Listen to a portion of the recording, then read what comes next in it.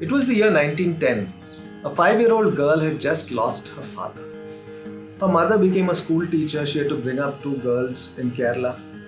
One of these girls, Anna Chandy, would go on to become India's first female judge and also become the first woman in the Commonwealth nations to actually become a High Court judge. And this is what Anna said about her mother. Mother wanted us to study as high as we wanted. So she went on to do her MA in history.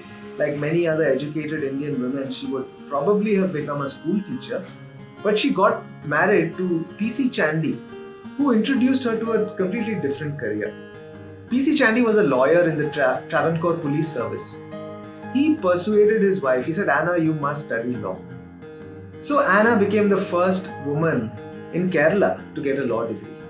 She completed her post-graduation in 1926 with distinction, and she started practicing law in 1929. She specialized in criminal law, so she became very popular for fighting criminal cases. She also worked to uplift women.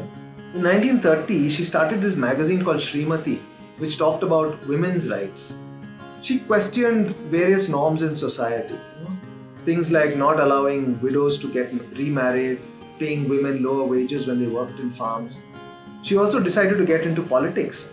In 1931, she won a seat in the assembly, and she really took on some regressive laws. There was this law which didn't allow women to work in government jobs. She fought against it. She got the law abolished. In fact, she was one of the first women in India to fight for women's reservations in government jobs. And she did this because she really believed in equality between men and women. So Anna became the first female judge of the country. She was appointed in Travancore. Her colleagues were watching her like hawks, waiting for her to make mistakes so that they could say that a woman is not able to make logical decisions, unbiased decisions. They can't succeed in law. But Anna was determined to make a success of this experiment.